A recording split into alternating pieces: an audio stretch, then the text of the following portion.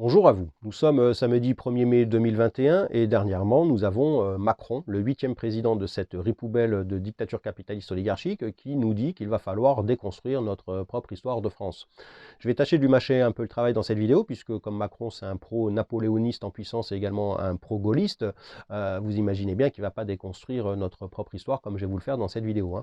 Alors, je ne vais pas vous parler de Napoléon, autoproclamé empereur, qui a remis l'esclavage en rigueur. Pour moi, c'est un personnage tout à fait infâme.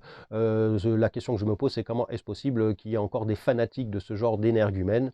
Donc voilà, je ne vais pas parler de ce personnage. Je vais me contenter de vous parler de la 5e République, même si je vais vous donner 2-3 petits éléments pour vous montrer que la France est gangrénée depuis largement avant la 5e République, savoir depuis la Révolution, bien sûr, même un petit peu avant. Ce sont les élites de Lumière et les élites bourgeoises qui, bien sûr, ont les coudes soudés et qui ont mis en place toute cette mascarade qui dure depuis plus de 200 ans pour en arriver, bien sûr, à asservir les peuples en entier, quoi. Donc, la 5e République a été établie le 4 octobre 1958 pour une chose bien précise, à savoir renforcer le pouvoir de l'exécutif. Et vous le voyez que quasiment 63 ans après, ça a très très bien marché puisque l'exécutif a même la mainmise sur la justice. Donc vous voyez bien que tout cela s'est parfaitement bien déroulé, bien sûr pour les élites de Lumière, comme on dit. Et donc, si on a mis un De Gaulle premier président de cette 5e Ripoubelle, c'est pas pour rien. C'est parce que De Gaulle, sa mère est juive, et donc il savait très bien qu'en mettant un personnage qui a des relations avec les élites de Lumière, eh bien, ça allait passer comme une lettre à la poste. Donc voilà pourquoi c'est un De Gaulle qui a fait partie non seulement de la création des membres qui ont créé la 5e République, et qui en est, bien sûr, le premier président. Alors, je vais aller vraiment dans les grandes lignes avec De Gaulle, parce qu'il y a tellement à dire, le fait que ça soit un pleutre pendant l'armée, à partir de 1916, etc. Moi, je vais me contenter de vous parler un petit peu de la Deuxième Guerre mondiale, quand il a déserté la France. Il a été quand même condamné à mort par le président de la Troisième République, Albert Lebrun, donc dégradé. Il était colonel, il a été dégradé, mis en retraite, comme on dit, et bien sûr condamné à mort. Donc, comme le pouvoir anglais a appuyé De Gaulle en l'autoproclamant président de la résistance française libre, voyez bien que comme les Anglais ont aussi des intérêts avec les élites dites de Lumière, tout ça c'était bien orchestré, c'est une manipulation politique, comme on dit, pour bien sûr, encore une fois, arriver à servir le peuple. Tout ça, c'est qu'une histoire de pognon, de pouvoir. De toute façon, ça, faut bien le prendre en compte. Donc, comme De Gaulle était en relation avec Churchill, si vous voulez, Churchill a toujours été jaloux de la flotte française, de l'armée française, puisque c'était le fleuron de notre armée. Et comme lui, en tant qu'amiral également, il a fait partie de la flotte anglaise, et il était très jaloux de notre flotte française. Donc lui, il a décidé, avec De Gaulle, de détruire notre flotte française dans mer El Kébir, pour pas que, soi-disant, les Allemands nazis puissent avoir la main mise dessus, alors que nos bâtiments étaient complètement désarmés, et donc ils n'avaient plus aucun intérêt de faire ce genre de truc. Mais comme Churchill était jaloux, et que De Gaulle, qui a toujours été dénigré par l'armée française, puisque ça a été un pleutre qui a rompu le combat au moins 3 fois, il s'est vengé contre l'armée française en acceptant cela et en allant détruire une grosse partie de notre flotte française. Alors le matériel, c'est pas grand-chose. Ce qu'il faut voir là-dedans, c'est surtout le nombre de morts que ça a occasionné, à savoir 1297 morts soldats français, et 350 blessés à cause de De Gaulle, qui a orchestré, qui a validé tout ça, quoi. Donc nos alliés qu'ont été les Anglais pendant la Deuxième Guerre mondiale, vous voyez bien qu'ils nous ont trahis avec la traîtrise anglaise, comme on appelle ça.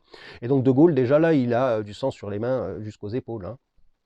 Donc ça, c'est le premier fait. Le deuxième fait, c'est quand même la guerre d'Algérie, où bien sûr il a désarmé le peuple algérien et en même temps le peuple français, parce que c'est des peuples qui sont quand même assez résistants, et donc si jamais on avait pu avoir des armes, on ne serait sûrement pas dans la merde dans laquelle on se trouve aujourd'hui, que ce soit aussi bien pour le peuple algérien que pour le peuple français. Et ensuite, il a également, bien sûr, obligé la France, les ouvriers, à mettre leur argent en banque. Donc là, vous voyez aussi bien la corrélation, l'augmentation du pouvoir de l'exécutif qui est dirigé, bien sûr, par les élites de Lumière qui, eux, possèdent toutes les banques, hein, Rothschild et compagnie, je pense que vous savez qui c'est maintenant. Donc voilà à quoi a servi De Gaulle, hein. Alors je vous ai dit, j'ai survolé le truc, hein.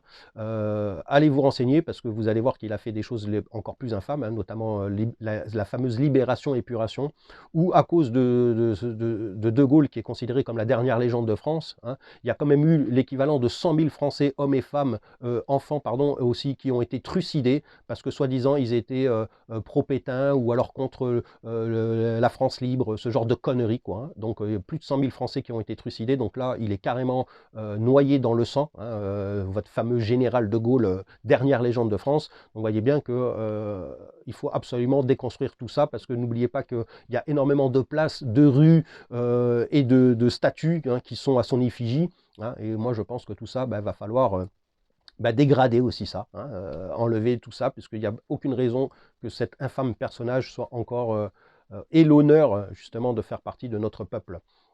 Ensuite, nous passons au deuxième président de cette ripoubelle, c'est Pompidou. Alors Pompidou, je vais être très bref parce que il n'a pas réussi à terminer son mandat, il est mort pendant son mandat, lui, mais directeur général de la banque Rothschild, hein. Donc voilà, c'est pas la peine de parler plus, hein. C'était un pro-gaulliste à fond avec les élites de Lumière, hein. Donc ils ont tous fait en sorte que le peuple soit toujours asservi, puis qu'il soit mis à l'amende, puisque à partir du moment où on a eu l'obligation de mettre notre épargne en banque, ça a été le début de la fin, si vous voulez, hein. Ensuite, après Pompidou, on a eu Valéry Giscard d'Estaing. Alors lui, c'est un bourgeois d'une très vieille famille, tellement vieille qu'il y a même des liens familiales de ce personnage qui ont directement accès à Louis XV, si vous voulez, hein. Donc ce mec, ça a toujours été un châtelain. Il nous a coûté une blinde jusqu'à la fin de sa vie, plus de 90 balais, le mec. Et donc, lui, c'était un inspecteur des finances, s'il vous plaît, hein. Donc, vous voyez bien que on met ce genre d'individu à la présidence de cette ripoubelle. Pourquoi? Parce que c'est des gens qui sont facilement corruptibles, hein. Il suffit de leur donner du pognon, ils baissent directement leur froc, malgré le fait qu'ils en aient déjà. Et c'est justement à cause du fait qu'ils en aient déjà du pognon, hein, une grande famille bourgeoise très très vieille, croyez-moi bien qu'ils sont blindés de thunes. Eh bien, comme ils ont un train de vie exorbitant, il leur faut toujours plus de pognon, et donc ils sont prêts à baisser leur froc, hein, pour trahir notre pays, notre peuple et aussi notre patrimoine. Donc Giscard, voilà ce que c'était, et surtout on parle également de cette fameuse affaire des diamants de sang, hein, avec les accords Centrafrique, parce que n'oubliez surtout pas que la France met à l'amende le continent africain, et donc bien Giscard a validé tout ça, hein, et la preuve c'est qu'il y a eu donc les fameux diamants de sang. On pense que c'est une affaire qui a été qu'une seule fois, et en fait non, elle s'est réitérée une demi-douzaine de fois, et il n'y a pas que Valéry Giscard d'Estaing qui a pris des diamants de sang, il y a également toute sa famille, et tout ça c'était pour des accords bien sûr en Centrafrique, hein, pour bien sûr aller piller les ressources de ce continent et de ces pays, hein, avec bien sûr des accords des lobbies de pétrole, hein, Elf et compagnie, quoi, hein. Donc il a croqué à tous les râteliers, et il est dans la politique depuis tout le temps, et donc vous voyez bien que celui-là, ça a été également un parasite qui, encore une fois, nous a coûté une blinde.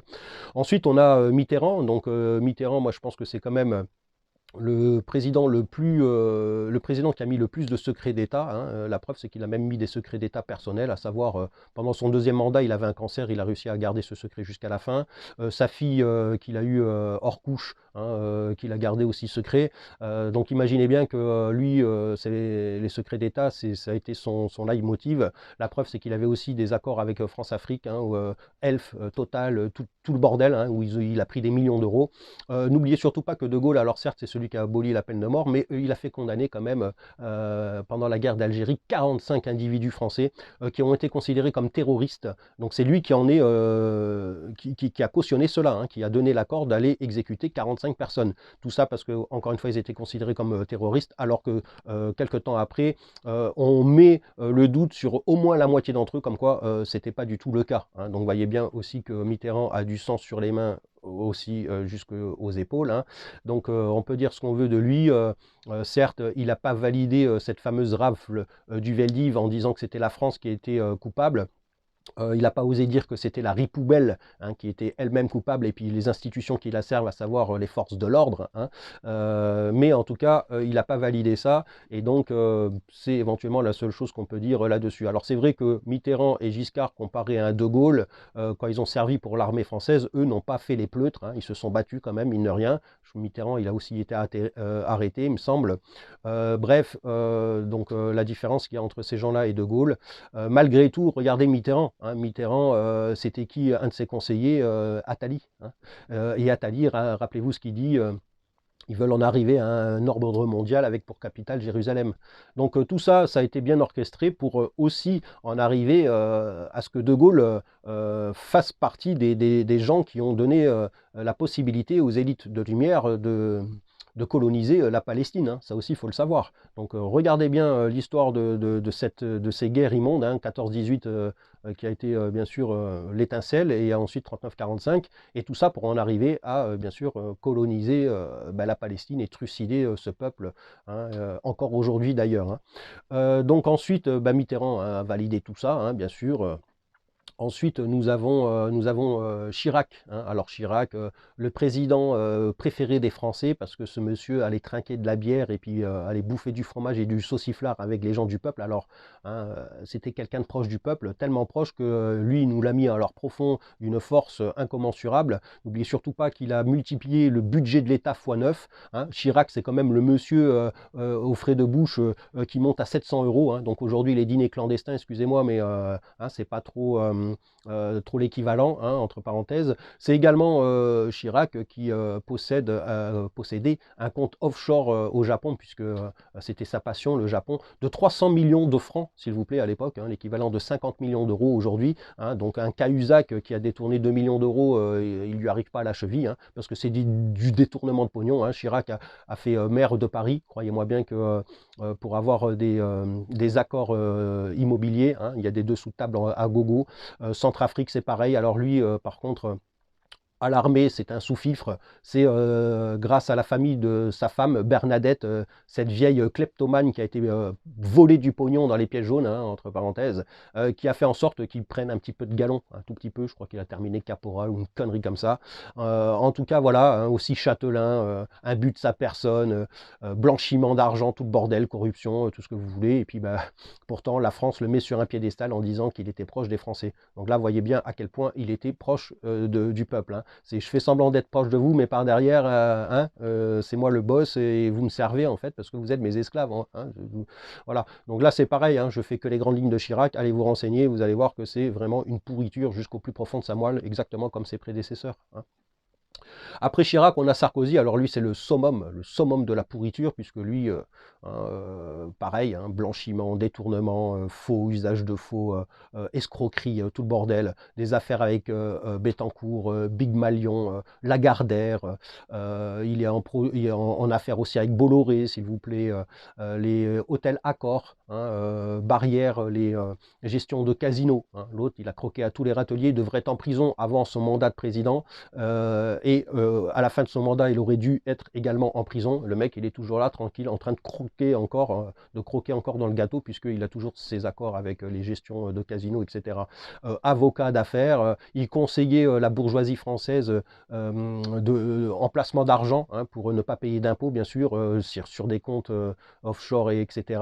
Hein, donc, vous voyez bien, là, lui, c'est la pourriture en puissance. Et cet infâme personnage ose encore nous dire à nous comment on doit faire pour vivre, nous le peuple. Hein. Donc vous voyez bien dans la profondeur abyssale dans laquelle on se trouve au niveau de ces gens-là, hein, qui ont en fait une pensée platonique, hein, qui ne reflète que leur intérêt personnel. Hein. C'est tous des narcissiques nombrilistes en puissance et bien sûr ils veulent une seule chose encore, en arriver à un ordre mondial, puisque n'oubliez pas que c'est Sarkozy qui nous l'a dit, hein, haut et fort devant toutes les télévisions du monde tout à l'heure. Nous allons aller vers un ordre mondial et rien ni personne, et je dis bien rien ni personne, ne pourra s'y opposer, avec bien sûr, comme Attali le dit, pour capitale Jérusalem. Hein. Donc vous voyez bien que tout ça, encore une fois, ça date pas d'hier. Hein. Donc après Sarko, nous avons bien sûr Hollande. Alors Hollande, on peut dire ce qu'on veut sur lui, le mollasson, tout ce que tu veux, le flamby. Pour moi, c'est un des plus gros pantouflards de la politique française, mais en tout cas, c'est aussi un des plus gros malins, parce que, contrairement aux autres, Hollande ayant délégué les affaires, ben, il n'a jamais été incriminé directement. Et pourtant, il a croqué à toutes les affaires aussi, hein, corruption, blanchiment, tout le bordel, notamment quand il était au PS. Et ben, comme il a toujours délégué les affaires, c'est les Guéants et autres salopards de son espèce qui ont tout pris dans la gueule. Donc on peut dire ce qu'on veut de Hollande. En tout cas, il a été beaucoup plus malin que les autres, hein, puisque lui, apparemment, il est incriminé dans aucune affaire directement, hein, si je puis dire. Et ensuite, on en arrive, bah, bien sûr, à Macron Ier, hein, le pantin de Rothschild. Hein. Alors j'ai oublié, oui, Sarkozy, son grand-père juif. Hein. Donc vous voyez bien qu'il y a toujours une relation avec les élites dites de lumière. Hein. Donc là, vous devez absolument comprendre que eh bien, la France n'appartient plus à la France et n'appartient pas au peuple, et non plus le patrimoine, puisque n'oubliez pas qu'il y a plus de la moitié de notre patrimoine qui a été vendu déjà, hein, voilà quoi. Donc je vous dis tout ça, alors Macron, hein, vous avez bien vu, c'est pas la peine non plus que je vous fasse perdre du temps pour savoir qui c'est, vous le savez très bien, hein. Et encore une fois, le pantin des Rothschild. Donc tout ça pour vous dire que ben, cette 5e République a bien marché, puisque encore une fois, là vous savez que l'exécutif a le pouvoir sur tout le reste. Hein.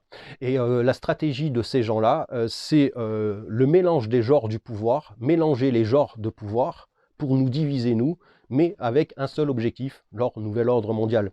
Donc vous voyez que tout ça, encore une fois, ça ne se fait pas comme ça du jour au lendemain, c'est quelque chose qui est prémédité depuis des années, hein, avec des gens qui réfléchissent 8 heures par jour minimum là-dessus, hein, pour en arriver à réussir à faire leur truc. Hein. Donc vous pouvez aujourd'hui, pour ceux qui ne sont pas contents avec ce que je dis, me taxer d'antisémite, hein, puisque ça c'est le mot idéal pour ces gens-là, pour nous fermer la gueule. Personnellement, moi, j'en ai rien à foutre. De raciste également. Hein. Moi, je suis daltonien, je vois le monde que en vert et en bleu. Hein. Donc, les hommes et les femmes, c'est pareil. Pour moi, on est tous des terriens. Donc, j'ai des références juives. Je vais vous en partager 3. Parce que je pense que si déjà vous intéressez à ces 3 personnages-là, vous allez voir qu'ensuite, il y a d'autres personnages qui font partie de la communauté juive qui se greffent à eux. Et vous allez voir qu'ils sont très nombreux à résister contre cette dictature des élites de lumière. Hein. Alors le premier c'est Spinoza, 1600 et des poussières. Allez voir qui c'est ce personnage pour ceux qui ne le connaissent pas. Vous allez voir que déjà à cette époque, il dénigrait bien sûr cette mascarade de leurs écrits en fait, hein, tout simplement. Je ne rentre pas dans les détails. Ensuite j'ai Yeshanaïou Liebowitz, un des plus grands intellectuels de notre siècle juif, hein, un des plus grands intellectuels, un scientifique, tout ça. Bah, allez voir qu'est-ce qu'il dit, lui, sur les élites de lumière, hein, que c'est carrément des nazis, surtout quand il s'est passé ces atrocités au Liban, hein, dans les années 80, où, bien sûr, les élites de lumière ont trucidé des Libanais, exactement comme les nazis ont trucidé, bien sûr, une partie du peuple juif. Et ensuite, j'ai